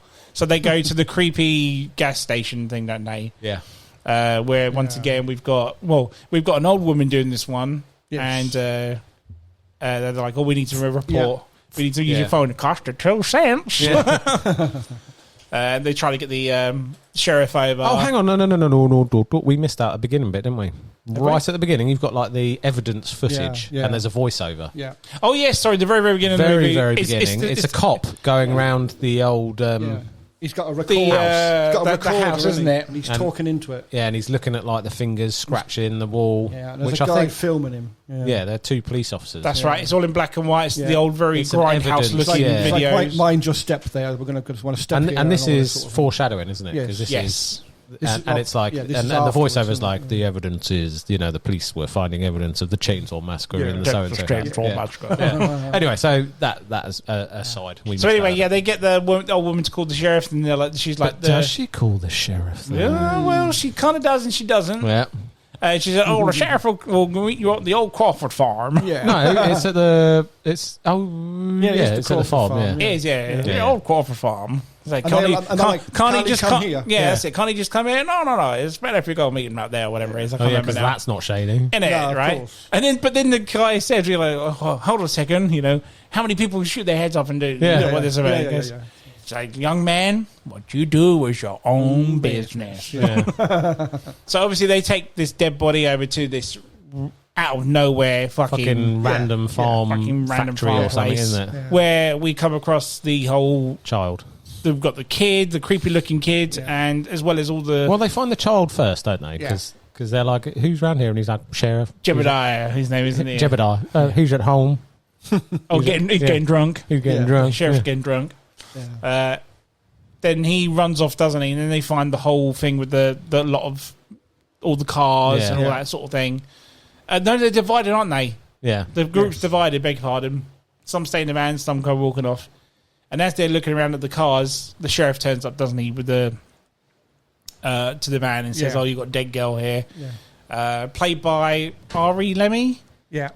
Who is he plays the drill sergeant in Full Metal Jacket. Yeah. So, very iconic character. Yeah. So it's him. Which I believe, funny enough, when the kids who were filming it with him in the making of, they get him to do impressions of that character off camera. Apparently, in real life, they call him Gunny in real life. Well, he's dead now, I believe. Yeah, he died quite a while ago. Yeah, but he's always he's never got out of that part, if you know what I mean. That part stuck with him. It's just stuck with him. He does a bit of it in this movie, doesn't he? Yeah, he does, but there's a part in this part. So he's found the dead girl, and he's like, "If you've got any cling film, we're going to wrap her up. Go, just grab her, boy." That's it. But then he's like, while he's doing it, he's like, let me cut me a frill there. Yeah, but also, again, they go into this horrible, creepy thing, because he goes, "She's a bit wet down there. What have you boys been doing? You've been having your way with her." I was like, "Oh, really? Is that necessary?" So you're like... kind of creeped out from him in a way as well. Oh, he ain't right. He's not right or somewhere or whatnot, but he's still generally doing what in the shadiest way possible. Shadiest way possible. He's still getting rid of the body. Wants you to wrap up and then chuck them. But he's out in the middle in the back of my car. Put her in the boot. Put her in the boot. That's it. Yeah. The girls are off doing something else, aren't they? What are they up to? They're looking for the cars, aren't they? Yeah. Then they find a jar with the photo of the hitchhiker in there, isn't they? And then what are they doing here? Yeah. The family, that's it, beg your pardon. The hitchhiker and the family. The hitchhiker and the family. Then they find teeth and whatnot, and Some go back to the van, and then some carry on, and they find the house, don't they? Yeah. The iconic, cannibal family house, whatnot. Yeah. And the legless guy in it. Yeah. The legless dad. Same sort of scenario as the first one. They go around there, but they look around the house. They can't find. They're looking for a phone, aren't they? Yeah. To call the sheriff. That's it. Yeah. Because they've waited too long. He says, "I'll dial it for you." That's it. Yeah. And then she talks to. It can't be a film. Well, well, no, that's a bit later, isn't it? Anyway, she rings and she rings the real police. Yeah. Yeah, it's just like 30 minutes. 30 minutes. They'll be there. And which we don't actually see them in the whole movie, that's so right, that's a lie. Yeah. And then he falls over in the bathroom, doesn't he? He's out of his wheelchair. Yes, that's right. Yeah. And then Jessica Biel goes. So there's Jessica Biel and her boyfriend are there. Yeah. That's right. Yeah. They try to pick her up, and he cops a feel of her ass. Then doesn't he? That's it. Yeah, because she's probably bent over. The old man's grabbing her ass. So she's trying to help a disabled man back in his wheelchair. The boyfriend's having a good old look around the house, whatnot, and I believe like the TV's on. And there's like a cartoon or something. Yeah, and then blam. And then one of the best shots in this movie I never saw coming. I still shits myself to this day. Same here. He literally looks up at the TV and all of a sudden from out of nowhere, Leatherface, whack, right at the back. And it literally with an axe or something. Or a sledgehammer, isn't it? Yeah. Is it sledgehammer? I can remember, and knocks him out. And literally 2 seconds, and that's all it is. Drags him into the famous blood on the back TV room, screen. and then the way the camera's, the shots so with the door slam, but you get a rough image of what Leatherface looks like. Yeah. Oh, so good. So cool. And we Such go a good back shot. to like gritty realism sort of here, don't we? He's not like a comic Leatherface. He's like this is like back to the real deal now, isn't it? It takes him into the basement, doesn't he, Yes, or it does, something? yeah. And is this when we see him stitching?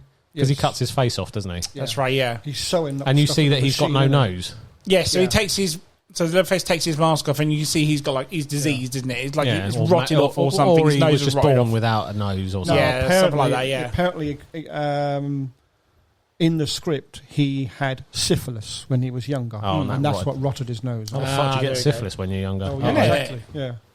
Well, mind you, look at what they did as a family. Yeah, that's true. Yeah. So Jessica Biel's looking for the boyfriend. They can't find him. Yeah. The old man's like, just get off my property now. You've done your part, or not. Yeah. So she goes back to the car Says, where's Camper? Camper, that's the boyfriend. Says, the police are coming in 30 minutes. And they've already taken him. Already been here. What do you mean? And where's Camper? Don't know. He's not here. Yeah. So obviously they go back to look for him. And she distracts the old guy, doesn't she? Jessica Biel. She goes. And the other bloke. So Jessica Biel goes back with a friend of hers, another guy. What so she distracts the old man. What a nice garden you have. She distracts the old man, and the geezer goes around looking for it, doesn't it? Yeah. Whatnot. And he gets his fucking leg sawed off, doesn't he? Well, hey, no, you're getting too far now. You're jumping the gun. So anyway, the old boy catches him and is like, what are you doing in my house? And he's like, yeah, whatever, old man. He's like, you ain't running this house here, boy. That's, and starts slamming the floor down, doesn't he? He starts banging it with his crutch, doesn't he? He's like, bring it, boy. Yeah. Bring it. And he's not talking to him, is he? No, he's like, bring what? Bring it. Bring it. And the next minute, obviously Jessica Biel comes into the frame as well. Yeah. The door slides and you've got the famous just out of nowhere where Leatherface pops up and they're shitting themselves. Yeah. Absolutely shit themselves. She pegs out the door and leaves him to it. She's fucking gone. Yeah, because the old boy's tripped him up with his cane. Yeah. And that's it. The other guy has pegged it out. He's running out the front yard somewhere where there's like washing sheets washing or drying and whatnot. Leatherface is chasing him, but does the classic from out of nowhere, and then cuts his leg off. Like you get to see this leg drop as well. It's like, my god, he's cut it off. It is off, mate. That bloke is going nowhere. And then he just picks him up, throws him over his shoulder, and walks into the house. So guess where he goes? Yeah, so he obviously goes down to the basement, doesn't he? Where we go back to what Dave was saying at the very beginning with the claw marks on the side of the wall, where he's scratching not to go down there. The broken nail, which again was mentioned. And then where does he put him after that? On the hook. On the famous meat hook, isn't it? And then he gets salt and puts it... Yes, he stops the bleeding, doesn't he? Well, he's like curing the infection, isn't it? He's trying to keep him alive to then harvest him for blood and stuff. But he made more... he puts him on the hook and he's like going... But then when he puts the salt on the wound, he fucking screams. Well, yeah, because it's fucking painful. Doesn't he try probably not as painful as getting your leg cut off at first, but hey. Yeah. He tries to pull himself off the hook as well, doesn't he? Oh, yeah. Yes, he does, yeah. Oh, mate, that scene's nasty. So here's where we get a good meat hook. payoff there. Yes, yeah. This is a better pay. I mean, you don't see him like go through him, but you're getting the, the weight. You can imagine, like you say, the weight of his body. Exactly. Back onto it. Like, Jesus. So anyway, Jessica Biel makes it all the way back to the van. It's night time now, isn't it? Yeah. And then she's like, "No, just get the fuck out of here!" And then the sheriff pops up again, doesn't it? Back up again. Yeah. I love this part because we're all expecting Leatherface to pop up, and no, the sheriff pops up, doesn't he? Get on the ground. That's it. He's like, "What are you talking about? Who's dead?" He finds the wacky backy. He finds the wacky backy in the van. So he's essentially arresting them, isn't he? But he gets them on the ground. He's saying how I think you shot her, your boyfriend shot her, and your boyfriend shot her, and he ran off with such and such, whatever. And Jessica Biel's like, "No, he fucking didn't. He never do that." And then doesn't he get the glasses guy? Yes. He gets him in the back and he's like, I haven't got a very good imagination, so you're going to have to show me. That's it. Show me. Where was she sitting? Where did she put the gun? He makes her sit in the blood. He intimidates him in a way, doesn't he? He's like... And he has to push the brains and teeth out. Oh, that's it, yeah. Make him actually sit there. In the spot. You know, he makes puts the gun under his chin, doesn't he? And he's like, there wasn't a hole there. Yeah, there was no hole under her chin. It was on the back of her mouth. She stuck the gun in her goddamn throat, didn't he? And then he makes him put the gun in his mouth, doesn't he? That's right, yeah. And he's like, now show me what happens next. I don't see anyone shoot themselves without pulling the trigger. That's right. So and then he points the gun at the sheriff, doesn't he? Yeah. And then the women are like, don't kill him. And he's like, what you gonna do, boy? Then when I first watched this, it's like, when you go through this scene, you're like, is he the sheriff? No, I don't think he is. I think he's just got the costume from the clothes from somewhere. But he's making himself out. He's got a good excuse to do this. I mean, he's pointing a gun at the sheriff. I've got my right to arrest him now and do such and such or whatnot. Yeah, but he's known to the whole community. I don't think he's. But I'm saying for people that aren't familiar with horror films, if they ever watch this for the first time, do you reckon they might have thought, or actually he might actually be a sheriff? Because I tell you what, I was like sort of convinced at one point that he might actually be a sheriff, but. Turns out it's not the case later on.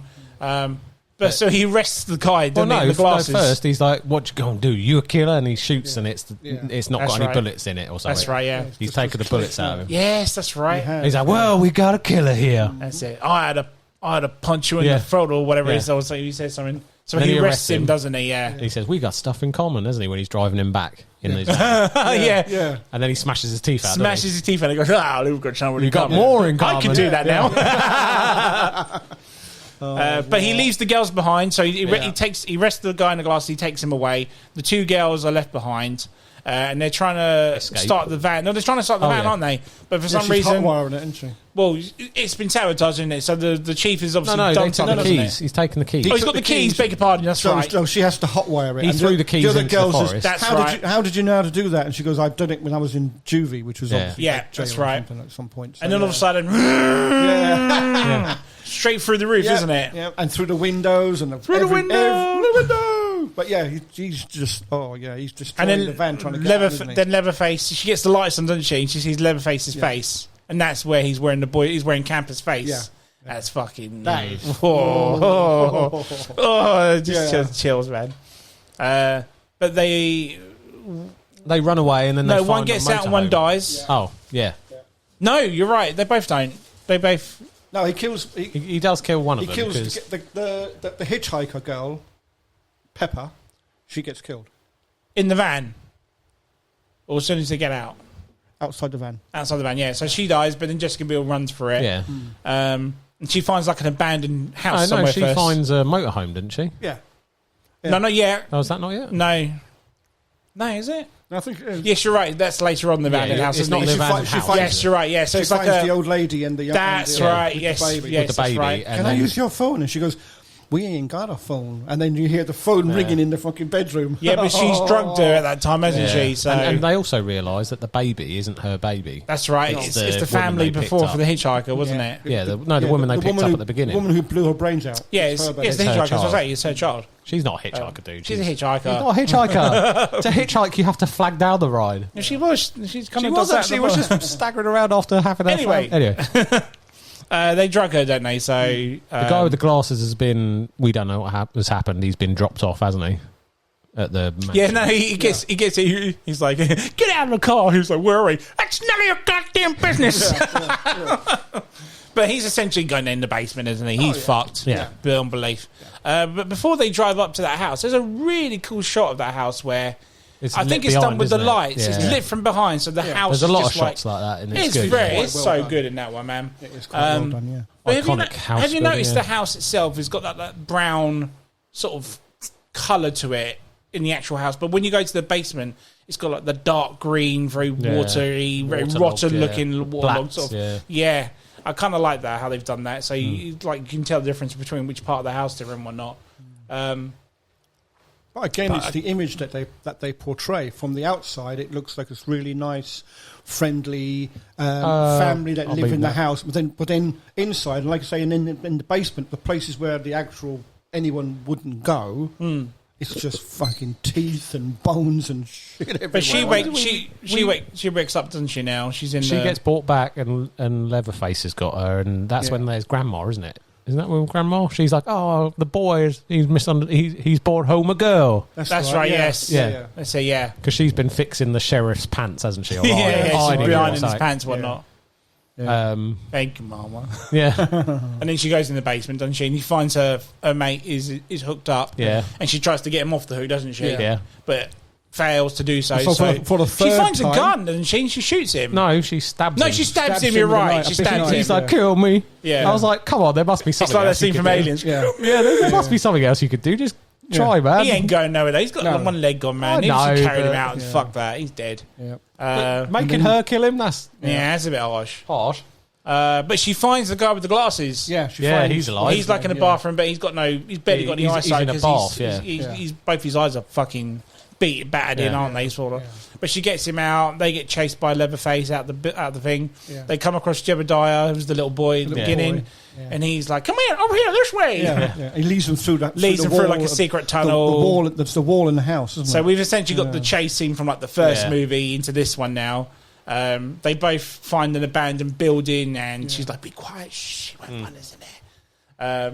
But he finds her, and then the guy in the glasses distracts her, so he gets killed. He gets hung up on the lamp, the light, doesn't he? Because he's handcuffed. He's still handcuffed, so he gets hooked on there, and he gets fucking chainsawed from the bottom upwards, doesn't he? Or in half, or whatever it was. Yeah.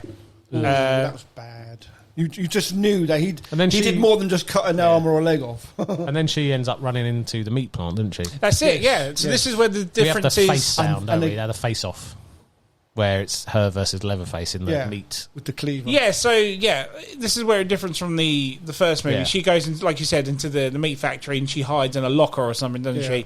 So it's kind of like the cat and mouse. She arms herself up as well, doesn't she? Finds it's a meat cleaver, wasn't it? Yeah. So she's hiding in a locker, and he's looking through other things. Very typical, like, 90s horror sort of feel of a scene. This is, she calls him or something, doesn't she? Or she makes a noise or something. No. He hears a pig in the thing, and he thinks it's her, and it's not. And then she comes out the other one, cuts him in the arm, and cuts his fucking arm, cuts his whole fucking. And then he actually picks it up, and he's slamming it against the things. He's like super pissed off. He's only got down to one arm now. Then he. Obviously, she gets out, doesn't she? And she goes back to the. She finds that sort of. No, she comes out and then she gets picked up, doesn't she? By the. Who picks her? Oh yeah, they're going to take her to the. It's a replay of it. Comes full circle. They're going to take her to get help, and they drive. And she's the crazy hitchhiker now. Yeah. Not the hitchhiker. She gets driven back to the shop, isn't it? The garage. No, it's a garage. She's in the gas station. Isn't it a truck? Yeah, it's a truck like in the first one. And she gets in, but like she gets back. But she drives away with it, doesn't she? And she's saying, "Don't stop here! Don't stop here!" She's going, and he pulls into the truck stop. Yeah. So he goes into report the police, whatever. And then she's looking through the window, and she sees the baby with the. Well, no, there's a whole. Girl. Yeah, she goes back for the baby, doesn't she? Yeah. Yes. And there's the scene. I mean, I saw this coming, but they tried to do that whole thing where she's trying to hotwire. Yes. And it's filmed in a way that it makes you think she's in the truck. Makes you think she's in the truck. That's there's lots of chopping back where like the cop guy is coming. Yeah. And he's coming up to the truck with the gun, isn't he? Yeah, to find her, because the guy's like, she's crazy. She's been saying there's chainsaw and all this stuff. And she's hot wiring his car, isn't she? That's right. Instead of the truck. So then we get the payoff. They're very clever how they literally focus on just her and the steering wheel type of thing. Yeah. That's right. So you don't see out any of the windows. But she keeps looking like she's looking out, and then it's him coming. There's lots of back and forth. It's very cleverly done. And then she hot wires it and runs him down. Yeah, so it turns out she's not in there at all. Yeah, she proper reverses back into him and everything. And she runs over him 3 times. Yeah, man. And he's trying to shoot her at the same time as well, isn't he? She escapes. Well, she thinks she's escaped. She looks at the baby, and the next minute, there's Leatherface. You get the jump scare at the end. Little jump scare. He skims the car with his chainsaw, whatnot, and then she obviously gets away. And there's a really cool shot where Leatherface is sort of looking beyond the road as it follows, and the camera's like face to face with him. It's such a good shot, menacing, like, I'm going to get you, bitch. You cut my arm off.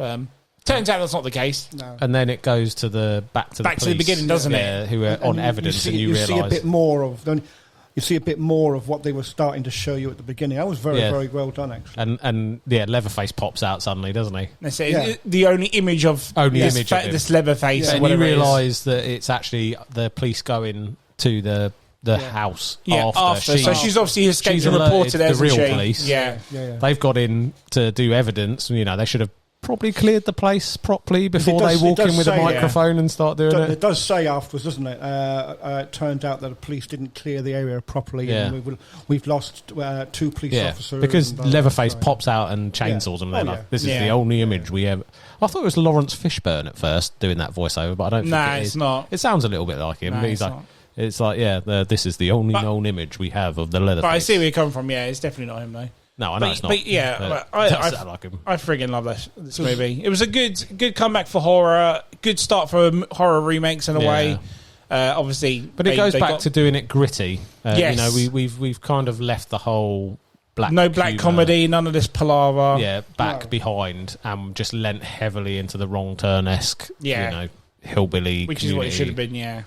See, I must admit, I really, really enjoyed that one. More 2003 is good. Yeah. It is good. More than the other 2. Yeah. And it's a bit, So what's your rating on 10? Oh, it's got to be an 8 at least. Oh, okay. I mean, having watched all 3, it was nice to see the first one again because, like I say, I've seen it a couple of times, but I remember when it first came out. And to be honest, I find it kind of tame.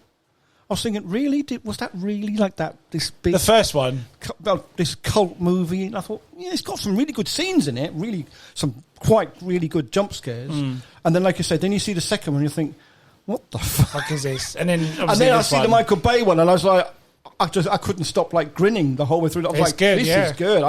This is how the first one I think should have been, sort of thing. When this movie was coming out, the trailer for this was fucking phenomenal because what they did was. There's it's one of my favourite trailers of all time. If we ever do a movie, top 5 movie trailers of all time, this is in it. But they did this thing. Obviously, you're in a cinema, so it's completely blacked out, and then it gets to a point where she's being chased or whatnot, and then it goes to. Oh yeah, they use that sound effect. They use that to go to the trailer, but then all of a sudden the trailer stops. It's completely dark. Yeah. And this is where the trailer utilises the whole surround sound of the cinema. Yeah. And obviously there's Jessica Biel's character running around in the dark or whatever, and the surround is just going completely round your ears. And then you hear these massive footsteps, the boom, boom, boom, coming up right behind you. Then you hear the and then the rest of the trailer kick.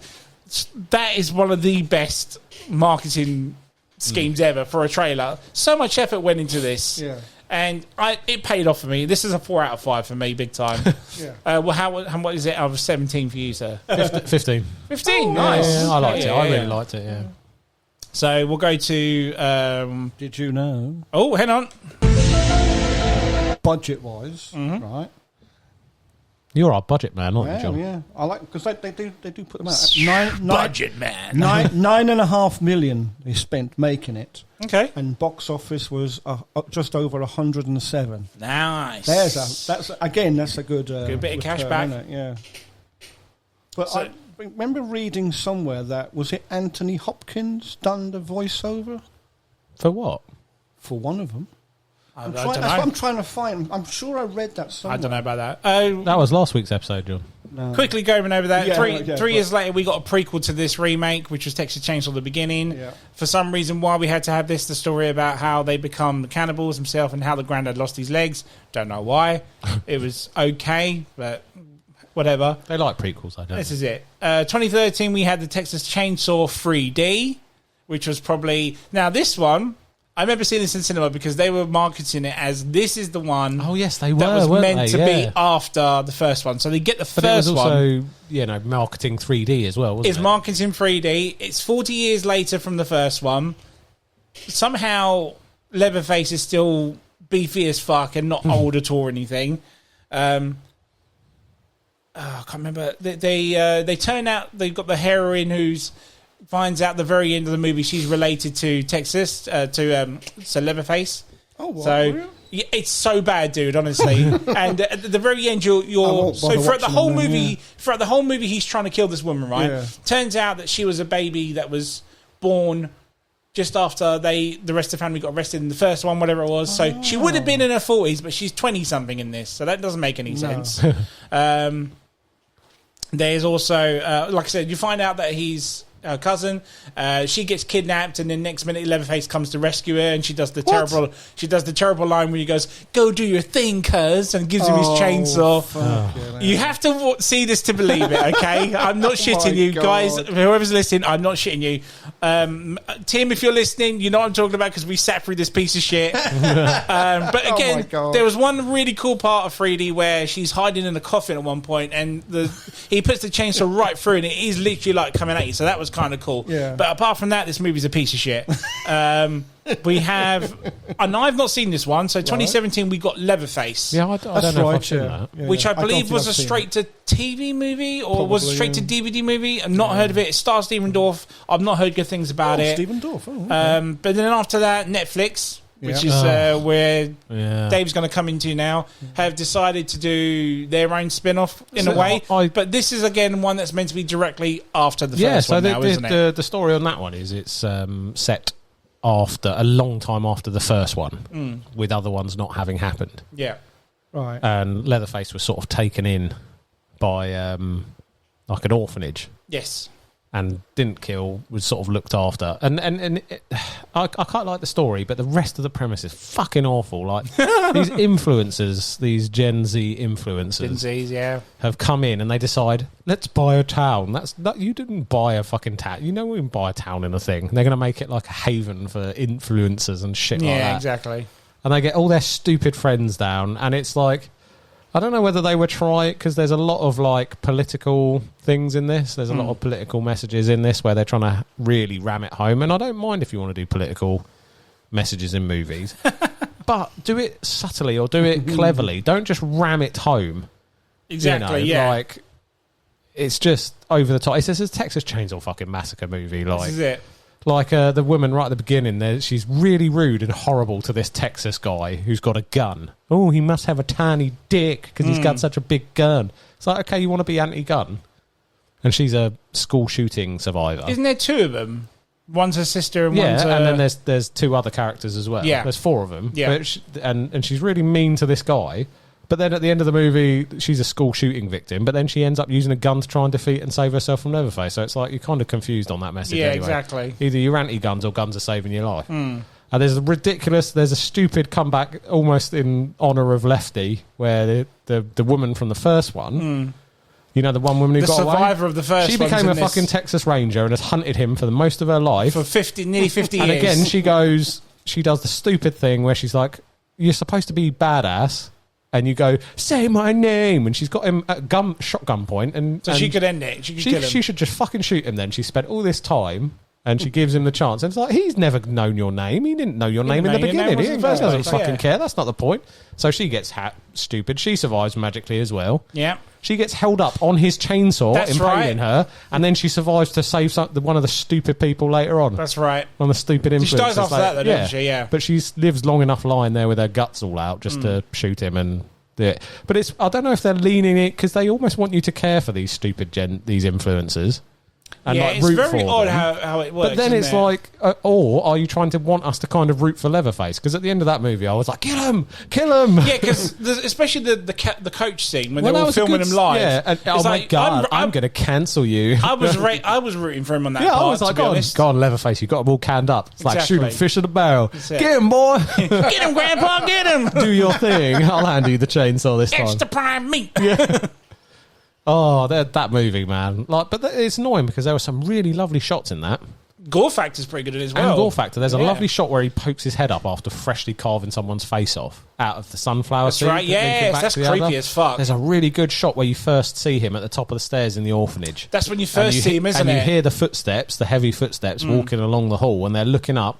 There's a stained glass window with light coming down the stairs, and you just see him silhouetted at the top with all his lank hair coming down. Doesn't he have his chainsaw built in a wall or something? He has to dig it out or something. Because he's put it aside. Yeah. He's been out of his life for 50 years. And now these stupid influencers have turned up. These gentees that start cutting some shit up. I should have liked that movie more. Kill more influencers on it. It was just so mixed message, and it got a bit preachy. And I was like, "This is a Texas Chainsaw Massacre movie. Like, I don't want preachy." No. Out of 17. Oh, 2. John, have you seen it? What, the Netflix one? Yeah. No, but I have found an Easter egg about it. Okay, hang on. When they were Did talking, you know? did you know? Come on, John. When they were putting the Netflix show together, so they were they're advertising it. So one of the posters they had for it, obviously you guys can't see anything, but was that? I remember that. That was like a teaser poster. Yeah, teaser poster. So it's just like his face. Looks like it's carved out of wood or something, if you will. But if you look at it carefully, you see something else. This is really good for a podcast, John. I know, but it's basically it's a picture of Leatherface, but it's done like an abstract art painting. And if you zoom in the part down his chin, literally the top of his bottom lip, you actually see the original Leatherface from the first film, waving the chainsaw. Oh yeah, I can see it. Yeah. So if you're interested, guys, look up Netflix teaser poster for the Texas Chainsaw, and then look at his bottom lip. Yeah, and you'll see the original Leatherface waving the chainsaw. I'll give it 1.5 out of 5. And then watch the movie and enjoy them killing him. Enjoy them killing. If you want to kill him in Gen Z's, the only good person in that the only person I genuinely rooted for in that movie was the like cowboy guy, the Texan. Yeah. Who went to try and fucking save them, tried to fight when one of them just cowered under a bed, and he got brutally killed. That was a good bit. Time. Do you remember what happened there? Yeah. Didn't he get his... He fucks his leg up as well. He smashes his leg in with the sledgehammer. Oh, that's it, yeah. I remember seeing that. That guy... Because that's quite early in the film. And I was like, hey, this is going to be a good movie. He's like, maybe not. But after they've been so mean to him and horrible to him, he still tries to do the good thing and come after him. That's it, yeah. Poor guy. Oh, Jesus. What a piece of shit. So you don't recommend watching it then? We need a good reboot. I mean, watch it. It's only it's not very long. It's like an hour and 10 minutes, if that, or something like that. Hour and 20 minutes. Yeah, it's not a very long movie. No. I mean, John... it's still on Netflix. I might watch it. As I say, I think it's better than part 2. Let's put it that way. Yes, yeah. Okay. It's definitely better than part 2. So... Oh, well, I might give it a go. Give it a go. I mean, you've watched all the others, so why not one more, eh? Exactly. I think we're primed for a nice reboot. Like, we need a good reboot now. Like a complete... Not a remake, an actual reboot. Yeah. But I'd like to see a reboot of the Michael Bay one. I mean, no, it's not that long ago, but that was so much for me. I think they need to take the character and do something new with it. Yeah. I mean, how could you take it without going wrong turn territory? Though is the issue. Because I mean, he's known for what he's done, so you can't really change what he does. I mean, hey, I'm up for just give me more Texas Chainsaw. I don't mind. Give me more horror movies. Yeah, especially in Spooktacular season. So give them to me. Yep. Then we can do more episodes. Then, guys, thank you for doing that. And obviously, very last minute watching those movies. I appreciate you doing that, taking the time to make the episode for our Spooktacular fans. Yes. And we will end it there, guys. Guys, if you like what you listen to, follow us on Facebook at the M.T.V.B. Podcast, on Instagram at M.T.V.B. Podcast, or on TikTok at M.T.V. Podcast 197. In the meantime, I'm your host, Nat Man, followed by John JK47 and Bog Standard Dave. Guys, thank you for coming on. We'll see you next week for more Spooktacular season. Good night.